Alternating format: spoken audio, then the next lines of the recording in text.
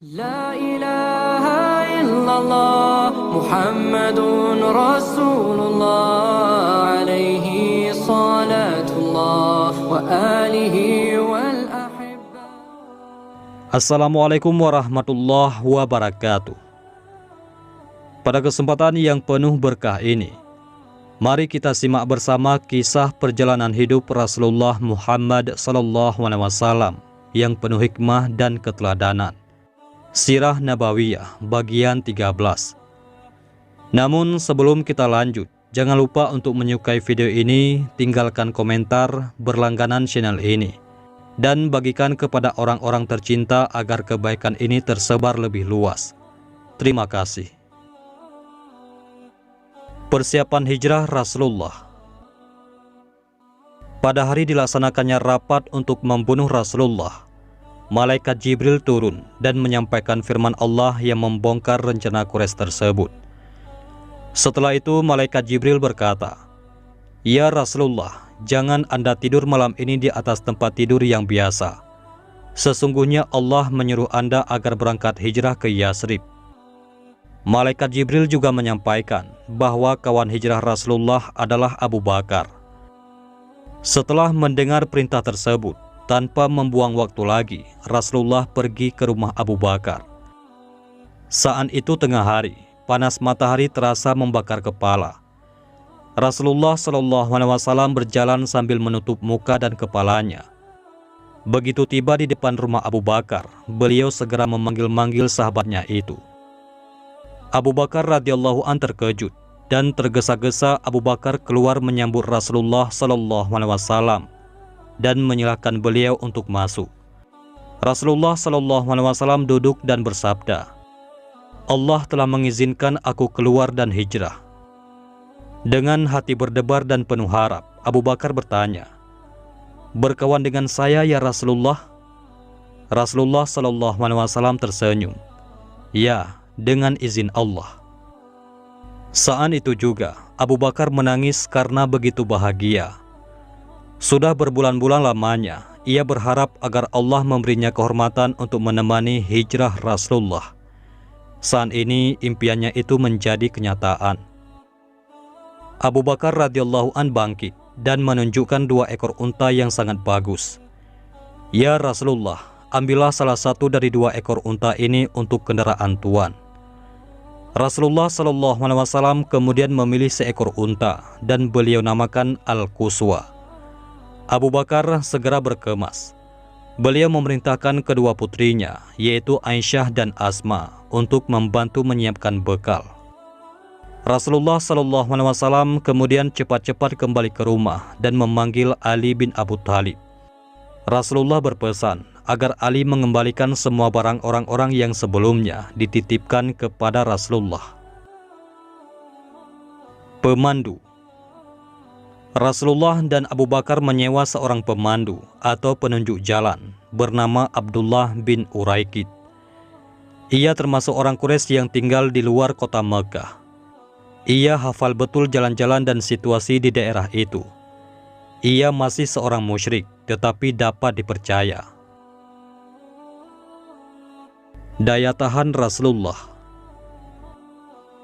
Hijrah menandai berakhirnya periode Mekah dalam dakwah Rasulullah. Selama 13 tahun berdakwah di Mekah, Rasulullah telah menunjukkan daya tahan, kesabaran, dan ketabahan yang luar biasa. Rasulullah SAW menerima semua perlakuan buruk orang kafir selama bertahun-tahun tanpa amarah, apalagi hingga patah semangat. Dikepung. Abu Bakar radhiyallahu an berpesan kepada putranya, yaitu Abdullah, agar setiap hari mendengarkan rencana-rencana Quraisy saat mereka tahu Rasulullah telah berangkat berhijrah. "Abdullah, setiap petang pergilah ke Gua Sur, tempat Rasulullah dan aku bersembunyi. Ajaklah adikmu, yaitu Asma. Suruh ia membawa makanan untuk kami." Abu Bakar radhiyallahu an juga menugasi pembantunya, yaitu Amir bin Fuhairah, agar mengembalakan kambing-kambingnya di dekat Gua Sur selama Rasulullah dan Abu Bakar sembunyi di situ. Amir bertugas memerah susu kambing untuk minum Rasulullah dan Abu Bakar. sekaligus memberi peringatan jika orang-orang Quraisy itu mendekat. Malam pun tiba, Rasulullah telah bersiap-siap. Rasulullah SAW meminta Ali bin Abu Thalib untuk tidur di atas tempat tidur Rasulullah dan menggunakan selimut yang biasa Rasulullah kenakan. Kemudian datanglah para pembunuh ke rumah Rasulullah. Mereka adalah para pemuda kekar yang berasal dari berbagai kabilah. Pembunuh-pembunuh itu bersenjata lengkap dan mengepung rumah Rasulullah dari segala penjuru, depan, belakang, dan samping. Disertai para ketua kabilah, jumlah semuanya hampir 100 orang. Tampaknya tidak ada celah sedikit pun untuk meloloskan diri. Menurut sebuah riwayat, salah seorang dari mereka mengintai ke dalam rumah Rasulullah SAW dengan memanjat. Konon setiap kali ia memanjat, terdengarlah suara tangis seorang anak perempuan. Orang itu pun segera turun. Begitulah yang terjadi berkali-kali. Menurut adat kesopanan Quraisy, terhinalah seorang kesatria yang memasuki rumah orang yang akan dibunuhnya. Dan hinalah seorang kesatria yang sampai merusak keamanan seorang perempuan. Anak perempuan itu adalah seorang keluarga Rasulullah SAW yang terbangun dari tidurnya. Demikianlah, para pembunuh terus berusaha mengintai untuk memastikan apakah Rasulullah masih berada di rumah atau tidak. Ketika melihat Ali bin Abu Thalib yang tertidur dengan selimut, mereka menyangka itu adalah Rasulullah. Dengan demikian, tenanglah hati mereka. Rasulullah meloloskan diri. Ketika saatnya tiba, Rasulullah keluar rumah dengan sangat perlahan. Beliau mengambil segenggam pasir dan menaburkannya ke kepala para pengepung sambil membaca doa. Dengan pertolongan Allah Subhanahu wa Ta'ala, para pengepung itu tidak dapat melihat Rasulullah keluar rumah. Bahkan semuanya jadi mengantuk dan tertidur. Rasulullah SAW pun pergi dengan aman. Tidak lama kemudian, Abu Bakar As-Siddiq radhiyallahu an datang. Setelah tahu apa yang terjadi, Abu Bakar segera menyusul Rasulullah dan berhasil menemui beliau di tengah perjalanan menuju ke Gua Thur. Dan pagi pun hampir tiba, ketika tiba-tiba muncul seorang laki-laki tua yang tidak seorang pun pernah melihatnya. Orang tua itu berseru nyaring untuk membangunkan para pengepung. "Hai orang banyak, kamu semua di sini sedang menunggu apa? Mengapa kalian tertidur demikian pulas?" "Kami sedang menunggu Muhammad. Bukankah ia masih tertidur di dalam?" Orang itu menggeleng-geleng. Kasihan sekali kalian. Muhammad sudah pergi dari tadi setelah menaburkan pasir di kepala kalian." Para pemuda gagah itu bangkit sambil membersihkan pasir di kepala mereka. "Aduh, pasir di kepala kita, sungguh keterlaluan. Salah seorang dengan gemas menggedor-gedor pintu rumah Rasulullah SAW.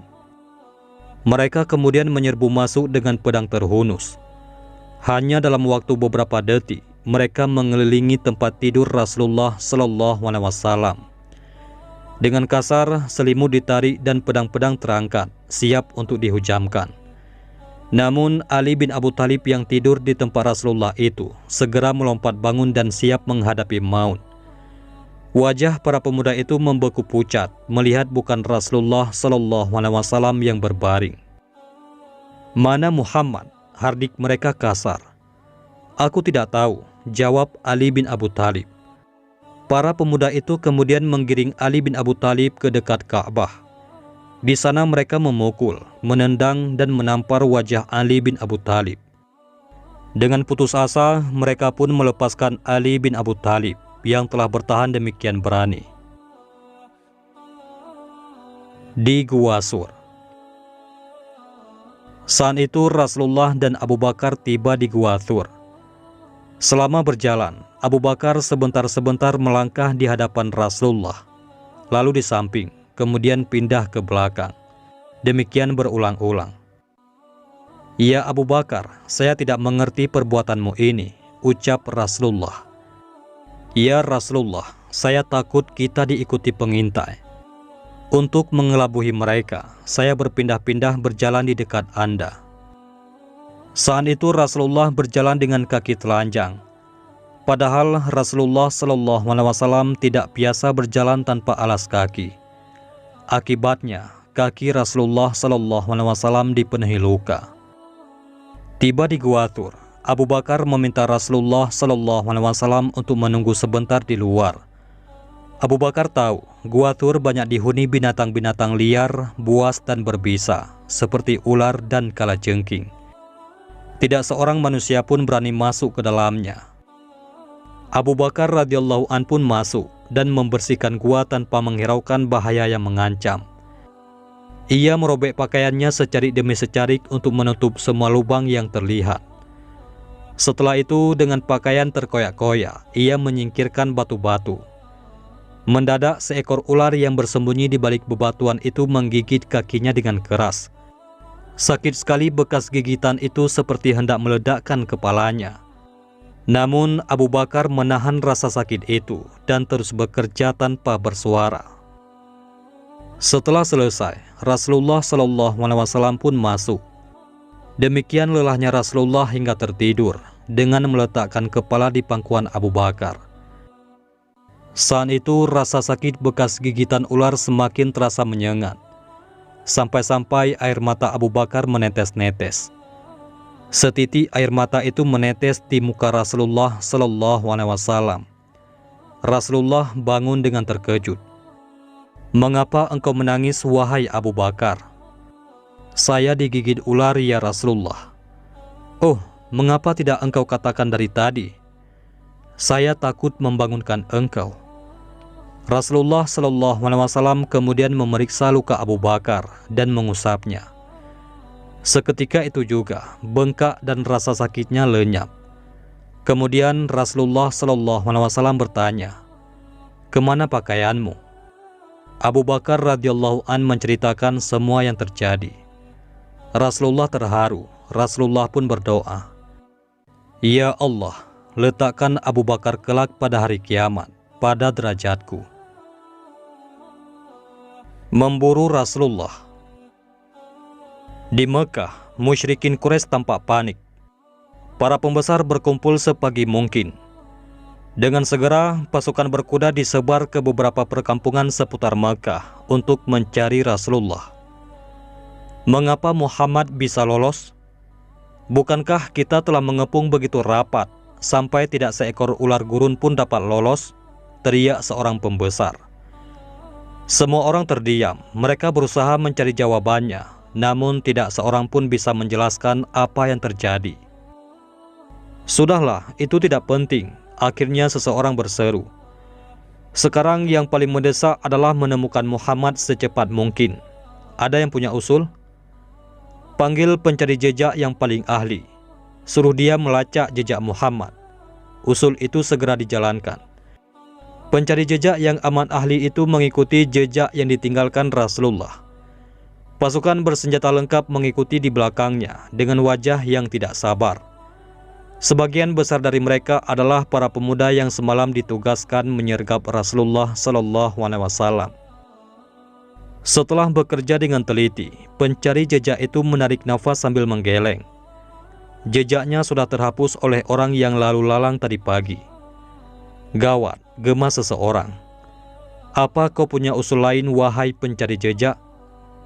"Siapa sahabatnya? Kita bisa bertanya kepada sahabat Muhammad yang paling dekat." Orang Quraisy saling pandang dan serempak bergumam, "Abu Bakar." Dipimpin Abu Jahal, pasukan pencari itu tiba di rumah Abu Bakar. Asma binti Abu Bakarlah yang keluar membukakan pintu. "Di mana ayahmu?" bentak Abu Jahal. "Dia pergi dan saya tidak tahu kemana perginya," jawab Asma dengan berani. "Jangan berdusta, katakan kemana perginya." "Saya tidak tahu, di rumah hanya ada ibu dan saudara saya." "Ah, terlalu," sambil bersungut, Abu Jahal menampar wajah Asma binti Abu Bakar dengan keras. Sarang laba-laba. Ketika mereka keluar kota dan menjajaki beberapa jalan, sang pencari jejak menemukan jejak yang mencurigakan. Kemudian satu kelompok pasukan berkuda mengikuti jejak itu sampai tiba di kaki Gunung Sur. Namun di situ jejak terputus. Mereka kebingungan. Kemana arah kita? Ke kanan atau ke kiri? Tanya komandan pasukan.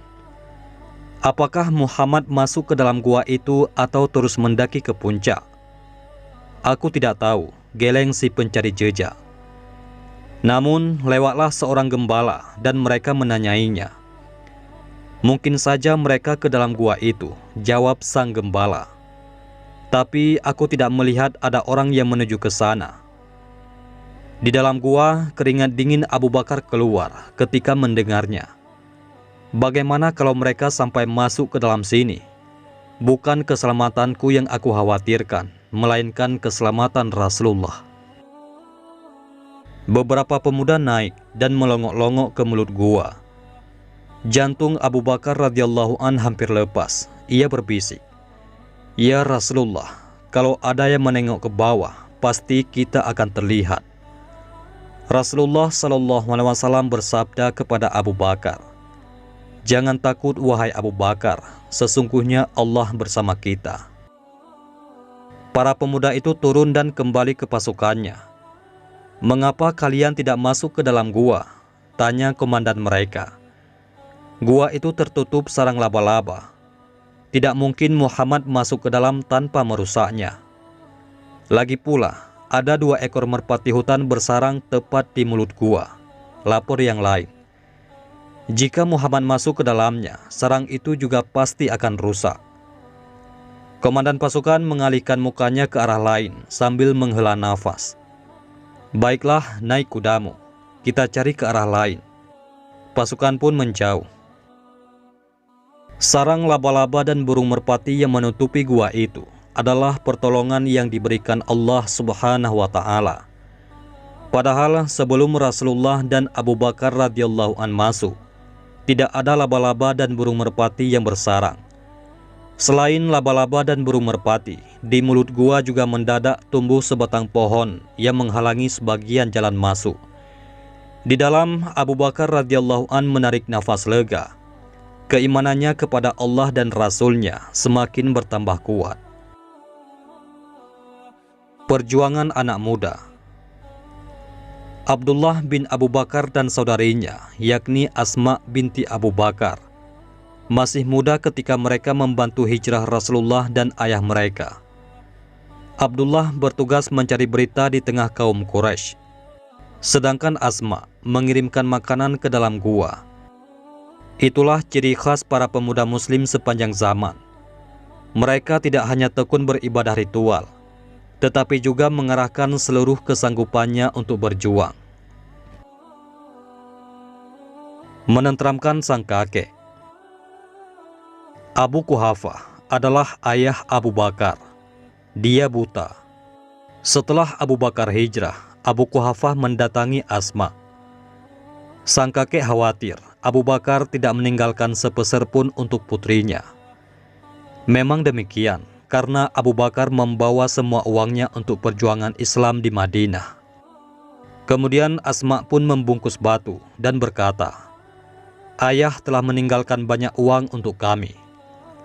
Abu Quhafah meraba batu itu dan hatinya tentram, karena ia menyangka Abu Bakar memang meninggalkan uang yang banyak. Menuju Yasrib. 3 hari 3 malam lamanya Rasulullah dan Abu Bakar tinggal di Gua Sur. Selama 3 hari itu pula musyrikin Quraisy kelabakan. Abdullah bin Abu Bakar menjalankan tugasnya dengan sangat baik. Setiap hari ia memata-matai pembicaraan orang Quraisy dan menyampaikan ke Gua Sur ketika petang tiba. Asma binti Abu Bakar setiap sore mengantarkan makanan bersama Abdullah. Sementara itu, Amir bin Fuhairah yang mengembalakan kambing di luar Gua Sur selalu memerah susu kambing agar Rasulullah dan Abu Bakar tidak kehausan, sekaligus memberitahu jika ada orang yang mendekat. Ketiga orang itu menjalankan tugasnya dengan sangat tenang, sehingga tidak satupun orang Quraisy yang mencurigai gerak-gerik mereka. Setelah 3 hari, kepanikan di kota Mekah sudah agak reda. Saat itulah Rasulullah dan Abu Bakar berangkat ke Madinah. Mereka diiringi Abdullah bin Uraikid, yaitu seorang penunjuk jalan yang saat itu masih kafir. Ketika akan berangkat, ternyata tidak ada tali yang dapat digunakan untuk menggantungkan makanan dan minuman di pelana unta. Kemudian Asma binti Abu Bakar memecahkan masalah itu. Dengan sigap, ia merobek sabuknya menjadi 2 helai kain panjang. Sejak saat itulah Asma dikenal dengan Zatun Nitaqain, yang bersabuk 2. Dengan cerdik, Rasulullah SAW memilih jalan yang sulit dan tidak bisa dilalui orang. Rasulullah memilih jalan memutar ke tepi laut. Mereka berusaha secepatnya menjauhi Makkah dan menghindari daerah pemukiman. Sedangkan di Makkah, orang sedang ribut mendengar sebuah pengumuman yang sangat menarik.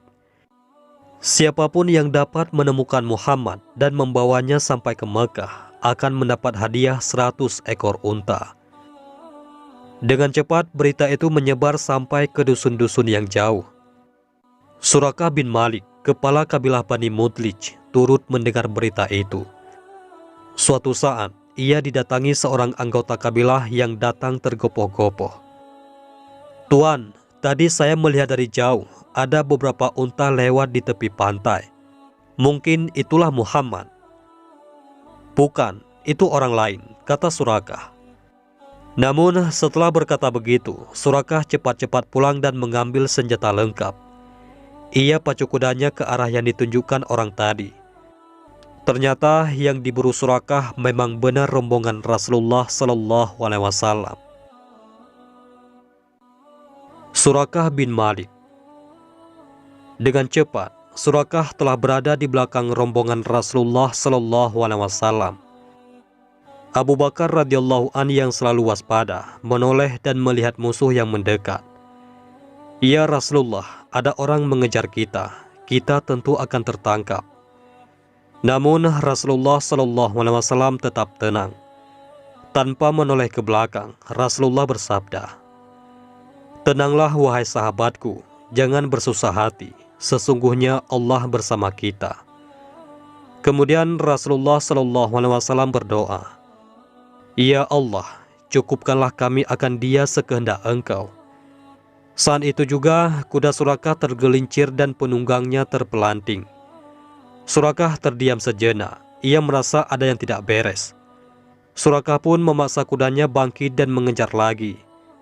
Dengan keras kepala, Surakah memaksa berdiri kudanya yang hampir tidak mampu bangkit. Ia lalu kembali mengejar untuk ketiga kalinya, namun Surakah terjatuh lagi. Dan saat itu, hilanglah niat jahat dalam hatinya. Ia memanggil-manggil Rasulullah SAW. Rasulullah SAW pun berhenti dan membiarkan Surakah mendekat. "Maafkan saya, beribu-ribu maaf," kata Surakah. "Jangan engkau balas perbuatan saya, wahai Muhammad. Berilah saya sebuah surat jaminan bahwa engkau tidak akan membalas saya saat engkau dan agama engkau kelak telah menguasai seluruh jazirah Arab." Rasulullah SAW tersenyum dan mengabulkannya. "Tahukah Anda bahwa orang-orang Quraisy menjanjikan 100 ekor unta bagi siapapun yang dapat membawa Anda kembali?" ucap Surakah. Rasulullah SAW kembali tersenyum menyejukkan hati. Dengan penuh semangat, Surakah menawarkan bekal dan peralatan untuk perjalanan jauh. Namun Rasulullah menolaknya dengan halus. Rasulullah hanya berpesan agar Surakah merahasiakan pertemuan ini. Sebelum kembali berangkat, Rasulullah SAW bersabda, "Ya Surakah, suatu saat kelak engkau akan berpakaian dan memakai perhiasan, gelang serta emas yang biasa dipakai raja-raja Persia." Dengan hati dipenuhi rasa bahagia, Surakah memandang wajah Rasulullah SAW yang pergi menjauh. Penyebaran Islam di Yasrib. Pesatnya perkembangan Islam di Yasrib tidak lepas dari jasa Mus'ab bin Umair yang diutus Rasulullah ke Yasrib untuk mengajarkan agama Islam. Mus'ab yang cerdas dan berhati lembut mampu membuat orang yang memusuhinya menjadi kawan. Berikut ini adalah salah satu kisah kecemerlangan dakwah Mus'ab bin Umair. Jauh sebelum Rasulullah dan kaum muslimin Mekah berhijrah, di Yasrib, Mus'ab bin Umair sedang mengajarkan Islam kepada sekelompok orang di kebun Bani Zafar. Sa'ad bin Mu'az tidak senang mendengarkan berita itu. Ia lalu mendatangi Usaid bin Huzair. Kedua orang ini adalah para pemimpin kaumnya.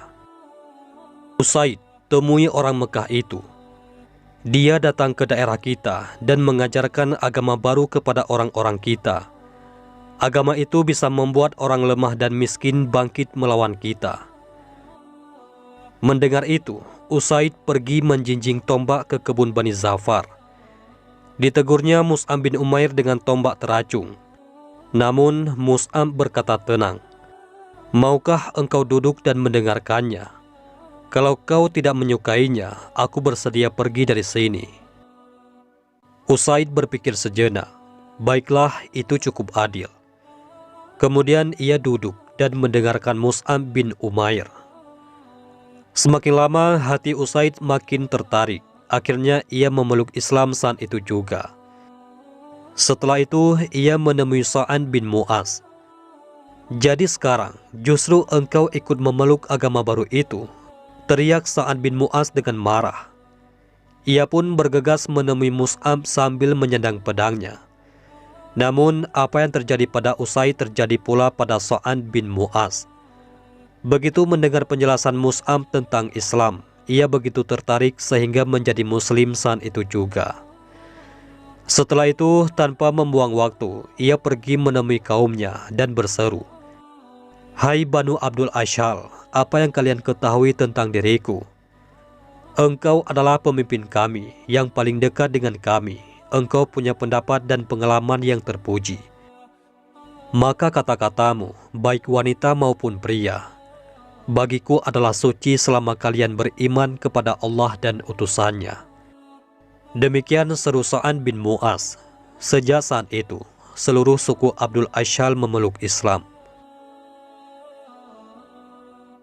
Ammar bin Jamuh.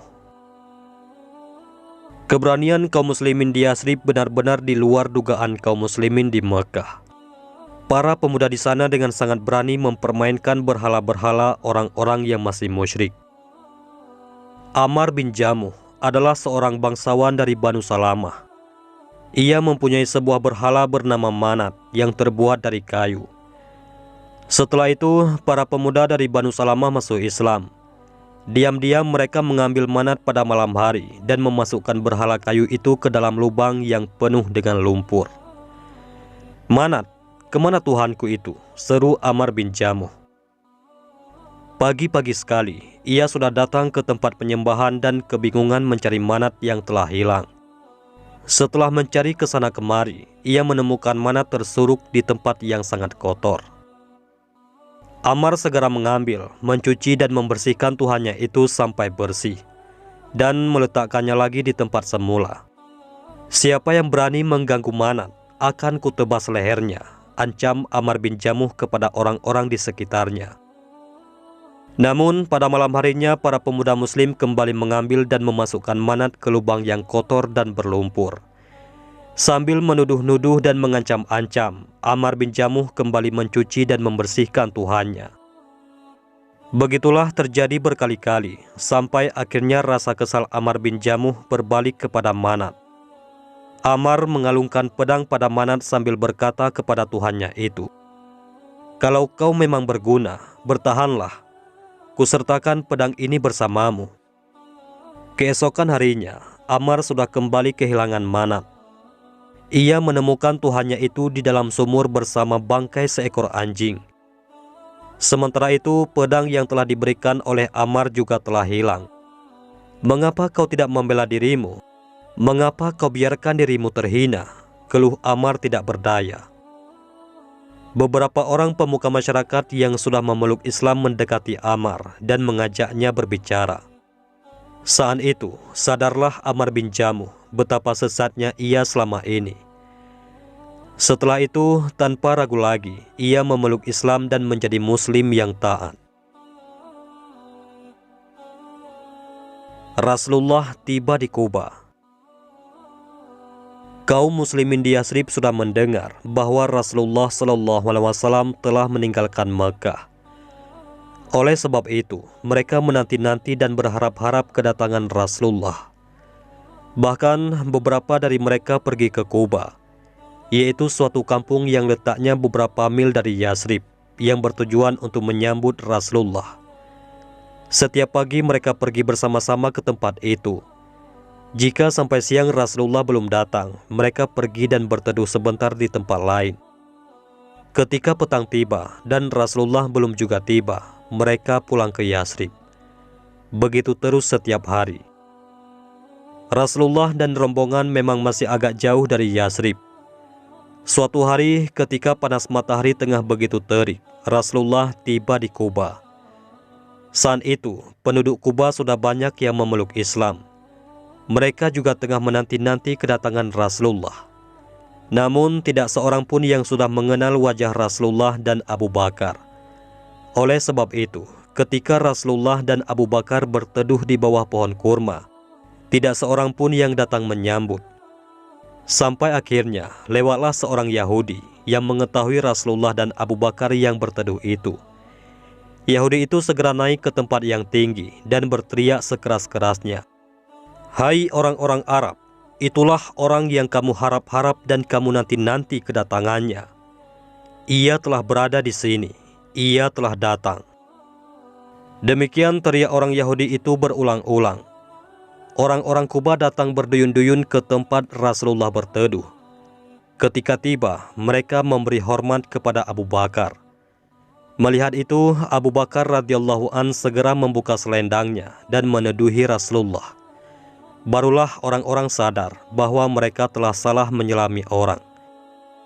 Orang-orang meminta Rasulullah SAW beristirahat selama beberapa hari di Quba. Rasulullah pun mengabulkan permintaan itu.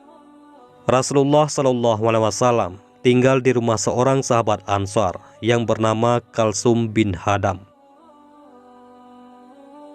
Kerinduan pada Rasulullah. Banyak penduduk Muslim Yasrib yang belum melihat Nabi Muhammad SAW. Kerinduan akan sosok Rasulullah melambung saat menanti kedatangan Rasulullah.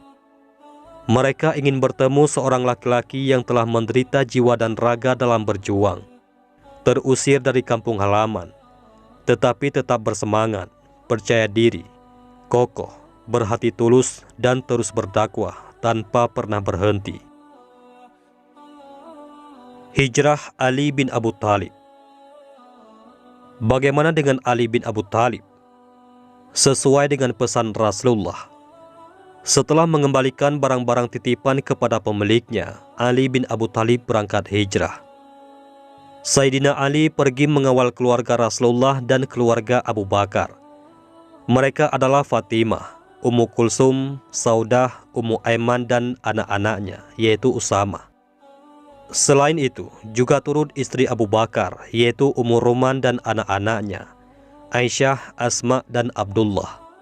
Juga ada orang-orang muslim lain yang lemah dan tidak berdaya.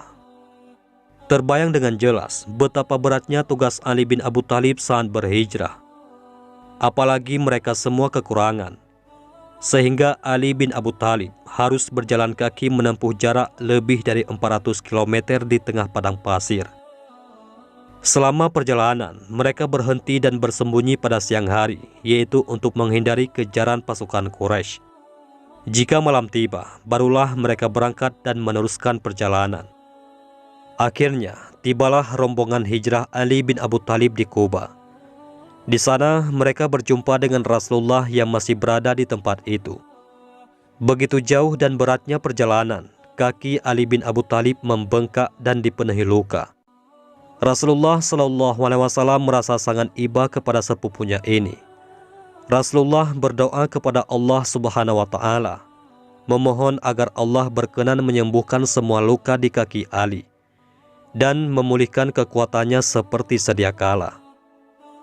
Saat Ali bin Abu Thalib dan orang-orang yang dikawalnya tiba di Quba, Rasulullah telah berhenti di sana selama lebih dari 10 hari. Dalam 10 hari itu, Rasulullah dan para sahabat yang lain telah membangun sebuah masjid, Itulah masjid pertama dalam sejarah Islam.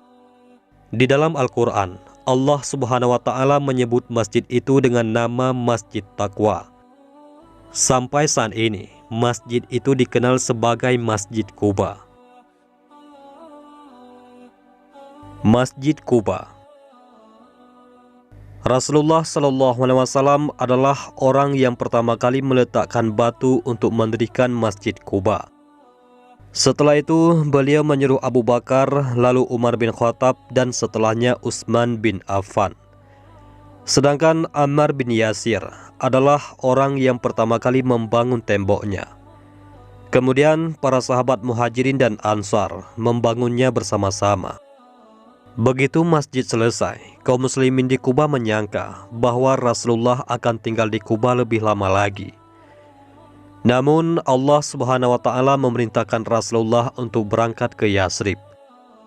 Begitu mengetahui hal itu, dengan wajah sedih kaum muslimin Kuba mendatangi Rasulullah dan bertanya, "Ya Rasulullah, apakah Tuhan memang menghendaki rumah yang lebih baik daripada rumah kami?" Rasulullah mengerti betapa besar rasa sayang kaum muslimin Kuba terhadap dirinya. Beliau pun menjawab dengan kata-kata yang sangat halus, "Oh, tidak begitu. Allah memerintahkan saya untuk berangkat ke Yasrib.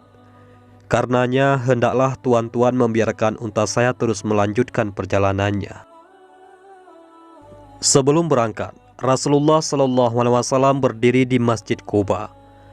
Para sahabat berkumpul di hadapan Rasulullah. Rasulullah bertanya kepada mereka, "Apakah Anda sekalian orang-orang beriman?" Semuanya terdiam, tidak seorang pun yang berani menjawab. Kemudian Rasulullah SAW bertanya lagi, "Apakah Anda sekalian orang-orang yang beriman?" Kembali semua orang terdiam, kecuali Umar bin Khattab. Saat itu Umar radhiyallahu an menjawab, "Ya Rasulullah, sesungguhnya mereka semua orang-orang beriman, dan saya termasuk salah seorang dari mereka." Rasulullah SAW bertanya lagi, "Apakah Anda sekalian percaya pada keputusan Allah?" Kali ini semua menjawab, "Benar ya Rasulullah." "Apakah Anda sekalian bersabar akan malapetaka yang menimpa?" "Benar ya Rasulullah." "Dan apakah Anda sekalian akan bersyukur saat mendapatkan kebahagiaan?" "Ya, kami bersyukur ya Rasulullah." "Demi Allah, kalau begitu Anda sekalian orang-orang yang beriman." Mengapa masjid dibangun lebih dulu? Masyarakat Islam tidak akan tegak jika tidak ada masjid. Oleh karena itu, perbedaan pangkat, kekayaan, kedudukan, dan lainnya akan terhapus jika umat Islam selalu bertemu setiap hari di masjid untuk menyembah Allah Subhanahu wa Ta'ala. Masjid juga merupakan tempat berkumpulnya kaum muslimin untuk mempelajari syariat Allah. Salat Jumat pertama. Rasulullah SAW berangkat dari Kuba pada Jumat pagi. Beliau diiringi para sahabat Muhajirin dan Ansar. Sebagian berkendaraan, sebagian lagi berjalan kaki. Ketika waktu sholat Jumat tiba, Rasulullah tengah melewati Wadi Ranuna. Tempat itu dekat dengan perkampungan Bani Amr bin Auf. Rasulullah berhenti dan mendirikan sholat Jumat bersama para sahabatnya. Itulah sholat Jumat pertama yang didirikan Rasulullah SAW. Dalam sholat itu, Rasulullah SAW berkhutbah, "Wahai seluruh manusia, hendaklah kalian mengerjakan amal kebaikan demi kalian sendiri. Sungguh kalian mengetahui, demi Allah, sesungguhnya akan datang suatu hari ketika salah satu dari kalian dikejutkan oleh suara gemuruh, sehingga ia akan melupakan harta apapun yang dimilikinya. Pada hari itu, Allah akan berfirman kepadanya langsung tanpa ada yang menerjemahkan dan menghalang-halangi. Firman-Nya, tidaklah telah datang seorang rasul kepadamu, lalu ia menyampaikan ajaran kepadamu. Dan aku telah memberikan harta kepadamu, serta aku telah memberikan banyak karunia kepadamu. Namun semua itu kamu gunakan untuk dirimu sendiri. Saat itu ia akan melihat ke kanan dan ke kiri, tetapi tidak melihat apapun. Namun ketika melihat ke muka, ia akan menatap neraka jahanam. Siapapun yang dapat menjaga wajahnya dari bahaya api neraka, walaupun dengan separuh kurma, hendaklah ia banyak menyebut kalimat thayyibah. Karena kalimat thayyibah itu adalah sesuatu yang indah, yang akan diberi balasan sampai 700 kali lipat. Keselamatan dan rahmat Allah serta barokahnya semoga dilimpahkan atas kamu dan atas Rasul-Nya. Pada saat sholat Jumat itu, Rasulullah berkhutbah setelah sholat didirikan. Baru pada kemudian hari Rasulullah mengubah cara itu, sehingga khutbah dilakukan sebelum salat Jumat dilakukan. Rasulullah SAW pun melanjutkan perjalanannya. Setiap kali melewati sebuah perkampungan, orang-orang selalu berebut menawarkan tempat persinggahan dan beristirahat kepada Rasulullah. Namun selalu mengulang jawaban yang sama. Biarkanlah unta ini berjalan, sesungguhnya ia diperintah Allah agar berhenti di tempat yang dikehendakinya. Wallahu a'lam bishawab.